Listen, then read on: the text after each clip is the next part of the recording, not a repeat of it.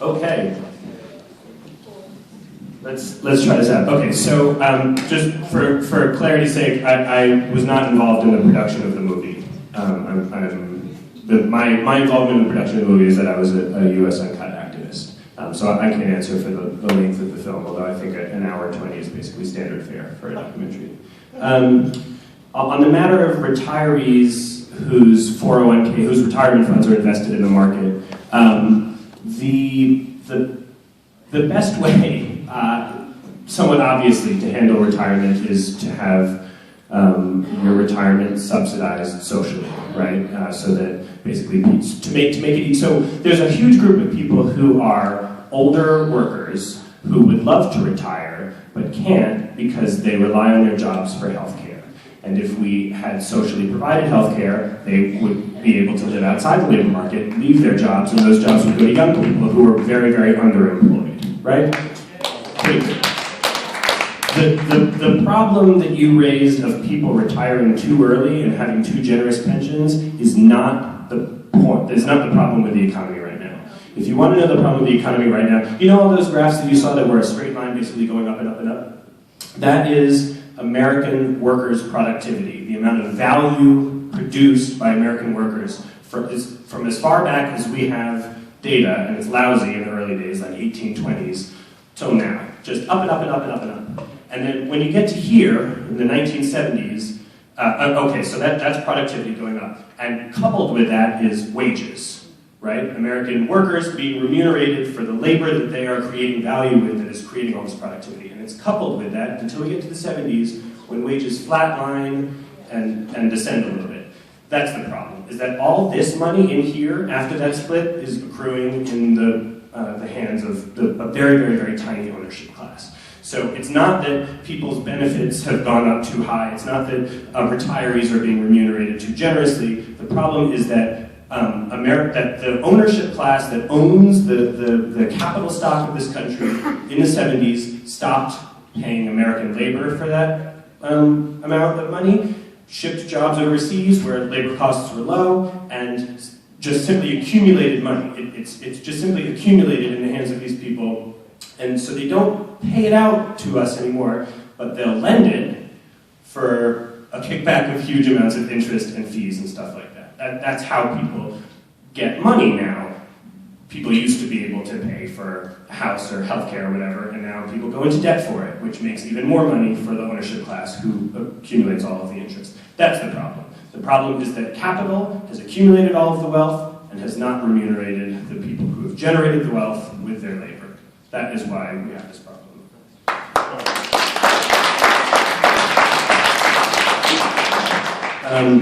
I'm not 100% sure I understand the question about the value we derive from jobs at Google. The people who work at Google enjoy very high standards of living, have great work environments. There's health care provided by the company, there's child care provided by the company, they have free food at a bunch of restaurants on the Googleplex. I think that's great. Not everybody gets to work at Google. Very, very, very extremely tiny percentage of America gets to work for Google. Most people are, clearing bedpans and telemarketing and serving coffee at Starbucks and stuff like that. And those people get none of it. A lot of it is sourced labor, temp work, ununionized, low wage, low benefit, if any at all. I wish that everybody could work in conditions like Google. In fact, I wish that most people didn't have to work, because basically jobs suck. The easier it were for all of us to live outside of the wage labor force, the better off we'd be. Which you do with socialized medicine and guaranteed basic income and free, high-quality education, like existed in this city particularly until the 70s. At the same time when all this other stuff went down. How to bring it forward was your question. It's sort of hard to say. Organizing is really good. Screenings like this, getting these sort of discussions are quite good. I'm not 100% sure how to bring forward the critique except to, publish it in there are great publications that you can subscribe to, young left-wing publications. I'll shout out The New Inquiry and Jacobin and Dissent, which are three excellent, excellent journals being edited and contributed to primarily by young people.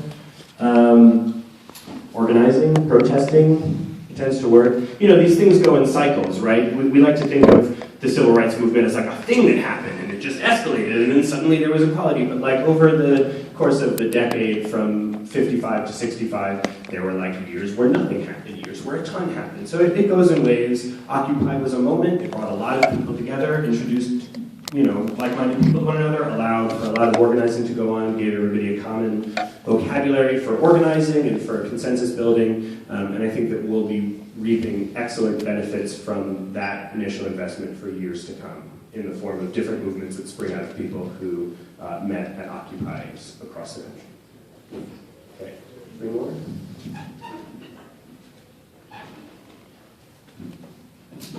This is just a quick question. I noticed in the film that there were a couple of times the big companies, corporations are being investigated since October 2011. And I wondered whether anything has happened, because we're in 2013 now, in terms of their price sharing or price transfer.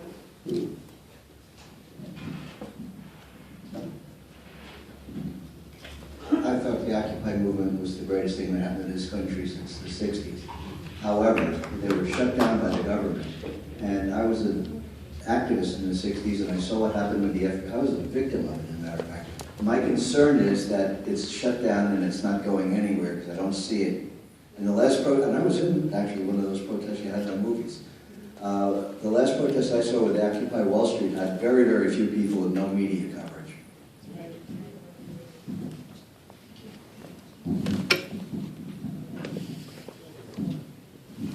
I wonder how you might comment. This past week, the Times had a piece of which I only glanced at, that a number of states whose administrations are Republican-controlled are looking to eliminate all corporate and personal income taxes and let the states ride on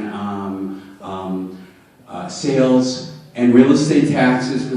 This would be an interesting experiment. It would be a form of creating slavery, I would think, but there was no comments. So I'm wondering, that's one of those things can get worse scenarios, what your thoughts are. And the other thing, for those who might want, and I think it's large people, want some element, maybe a significant element of the market system, but not one that creates profit over a viable planet. And there's something called B corporations, which there seems to be an effort to get states legalized. I don't think if there's anything on a national level, the point of which is the corporations have the right to have a focus, a legal right, other than maximization of profits. They can look at things like social equity and environmental impacts and the like, and any thoughts that you might have on those. Great, thanks. Okay, taking those in order, has anything happened regarding offshore tax havens since 2011? No, and it's not likely to. The simple fact is that it's a question of political power and the people who are benefiting from the unrigorous law enforcement of, I'm not going to say unrigorous enforcement because actually it's well-enforced terrible law. The terrible tax code, the people who benefit from that are the people who run the government. It's that revolving door that they talked about. In order to change anything significantly, there would have to be a major shift in political power. But I will say this: the right-wing guy, the like anti-tax activist, who was saying like, you know, don't look at the companies; they have a fiduciary responsibility to shareholders.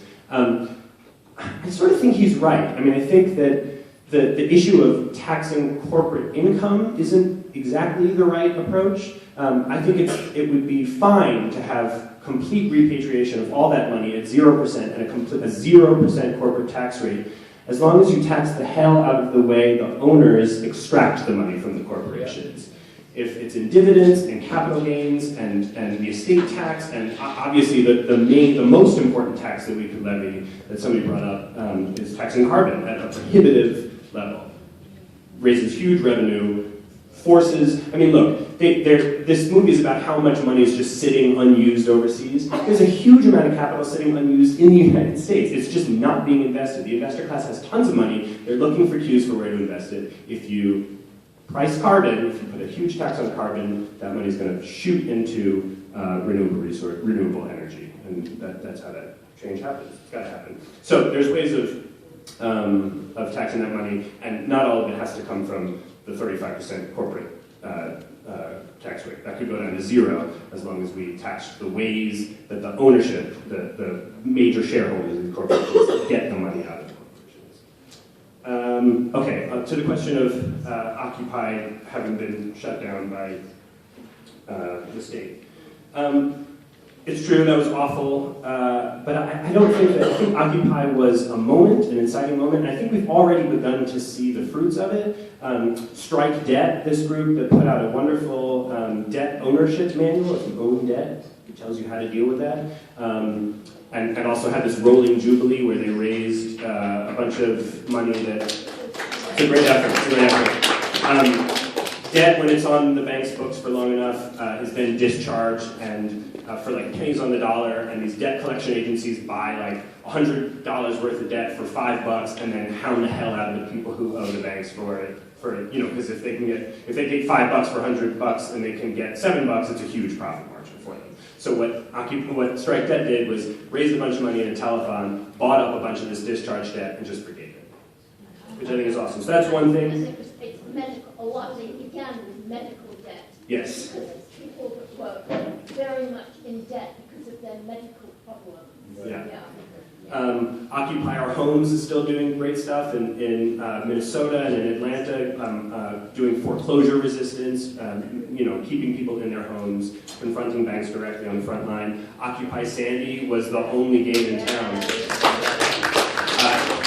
After Sandy, that was the only group that was really, really doing great work. FEMA totally fell down. They were working with all of the community organizations and really supporting the people in the community who were self-organizing. Great, great effort. Grew out of, we saw in that moment how these informal, horizontal networks that are created in the moment of protest can spring back up in a moment of need in really powerful ways.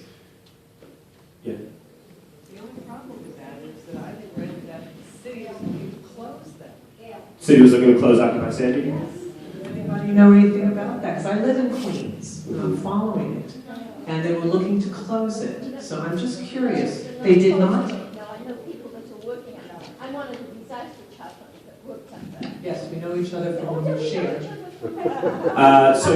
They haven't closed it. There are internal problems and there are successes, and it's one of those things that develops and evolves over time. But the point of it is that it's encouraging to see that in a moment of need, these networks can come together and create really, really excellent solutions. I'll mention one other effort because I'm involved in it and I want to plug it. On March 1st, New York City is getting its 4th fare hike in 5 years for the MTA.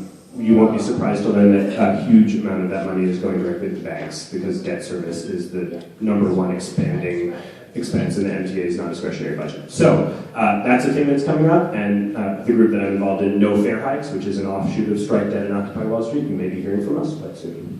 So, and that's just in the first year and a half since the Occupy movement started. So imagine extrapolating that out 10 years, 15, 20 years. I think we're going to be reaping the benefits of that initial moment for years and years to come.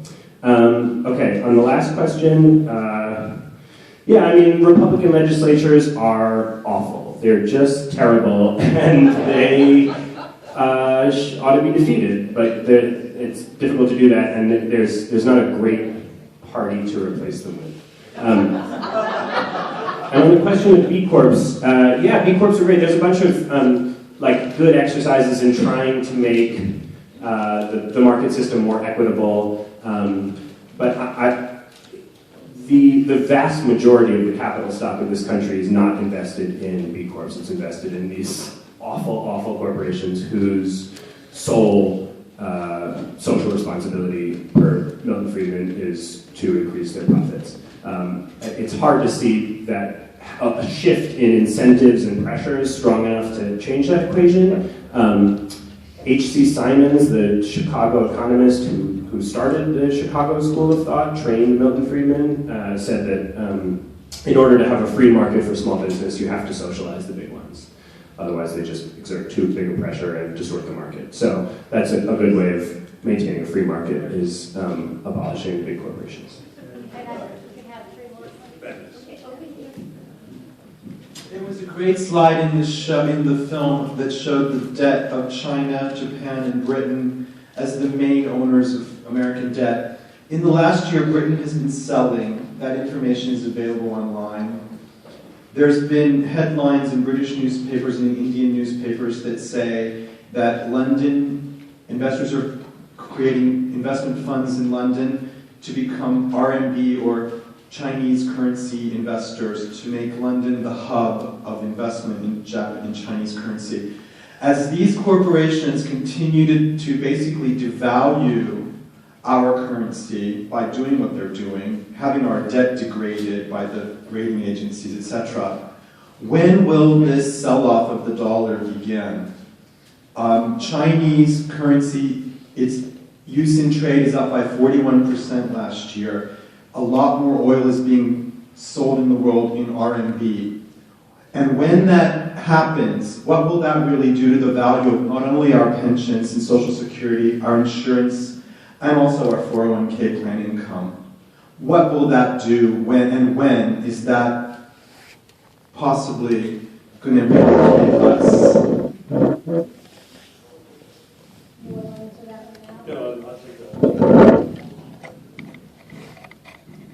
Thank you. My paid job background is international banking, and I look at all this. I spend most of my time now at the United Nations putting people and projects together, working on all these issues. And I think we're in the middle of the biggest public policy failure in human history, and also the greatest business opportunity in human history if the public policy thing could get the rules of the game right. And so when we get to the what should we do question, what can we do? Obviously doing things in the streets, that's one thing. There are a lot of other things. What are they, and in what order should we undertake them? Just a couple of specific things. One graph that's not in that presentation is the graph of CEO pay, and senior executive pay, and it goes up like a hockey stick, steeper than anything in Al Gore's graphs and steeper than anything in that movie. And what you have here is a situation where it's not being managed for the shareholder, it's being managed for the senior executive, Citibank, right? First they get rid of my job, right? And then they punish my shares because I'm a small shareholder. I can't afford to hire Goldman Sachs to do evaluations. So they got to make a distinction between, they got to do something about senior executive pay. They got to do something about insulating the small shareholder from punitive measures that will surely be taken against shareholders. I mean, things like capital gains rates. And I haven't heard, New York Times, last comment, New York Times got one thing right one day after the crisis. The headline on the front page, it said something like, the profits were illusory, but the bonuses were real. And there are three words that I have not seen nor heard in any of this discussion about the crisis and its aftermath and what we're going to do about it. And those words are disgorge, give back, and claw back. Also, it has been observed, we have a Citibank alumni lunch once a month, so we discuss these things from the science point of view. Nobody's talking about jail.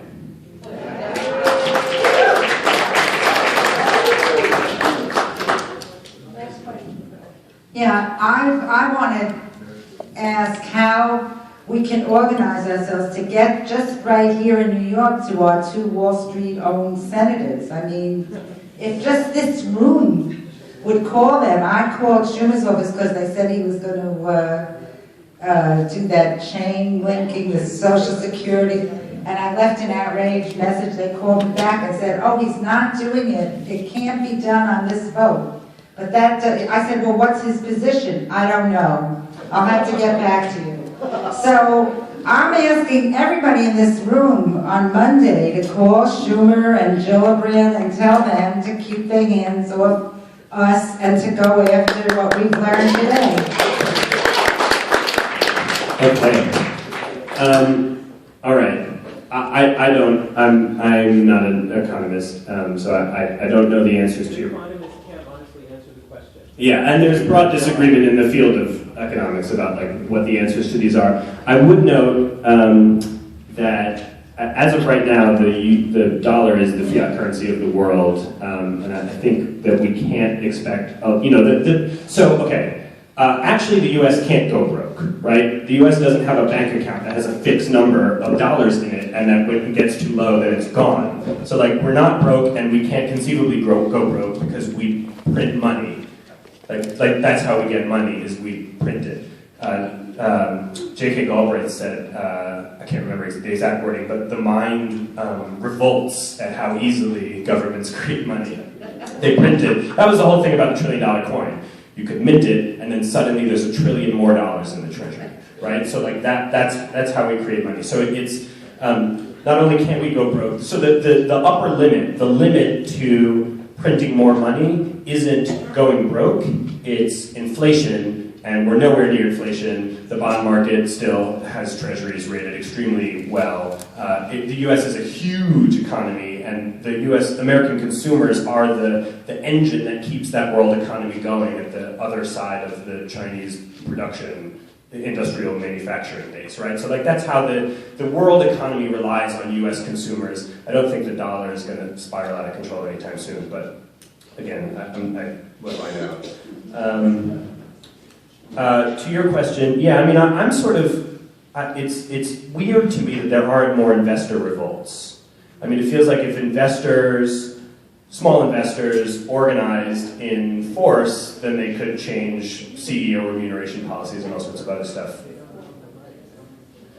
Yeah, I mean, investors should get to know their rights. I mean, I think it's a great thing to organize around. If you are an investor in a company and you have 10 friends who are investors and they each have 10 friends, then you've already organized 100 people, if my math is correct. So yeah, investor revolts would be really great. I think that there needs to be some resurgence in the American impulse to bust trusts, to break up the big companies, especially the banks. It's actually already in the federal government's, the executive branch's power to break up systemically risky banks, which is all of them, since all the money is fictitious derivatives anyway. It's all toxic. It's only surviving because of trillions and trillions of dollars in loan guarantees from the Fed. So yeah, there should be, if people made trust busting a big demand, as it once was in this country, if investors rose up against,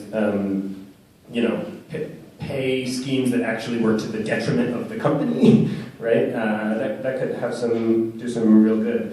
I mean, basically, that the people who've been accumulating all that money, the CEO class and the big, the members of the corporate board, the 15 to 20 people who actually soak up the profits of the company, like the point is to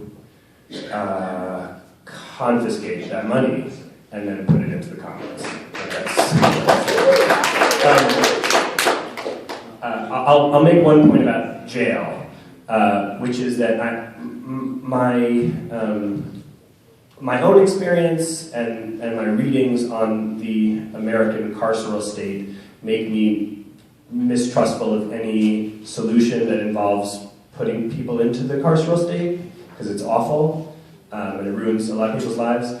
But I think if one banker got arrested really publicly, I think that would put a lot of fear into the rest of them, which would be quite good.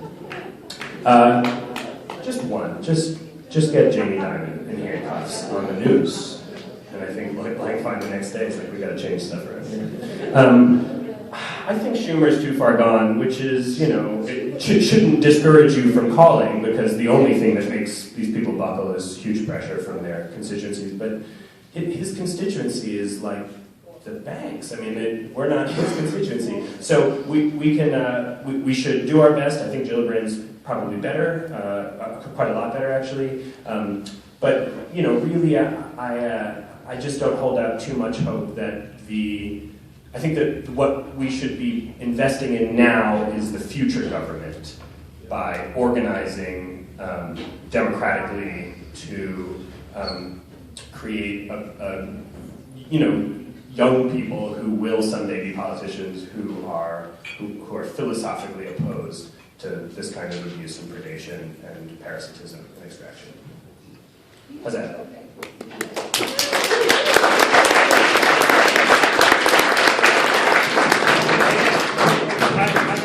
Yeah, his book is over there if anybody would like to buy it. I want to thank everyone for coming, and our next two events, there's literature on it. If you or if you're on our listserv, you'll get future.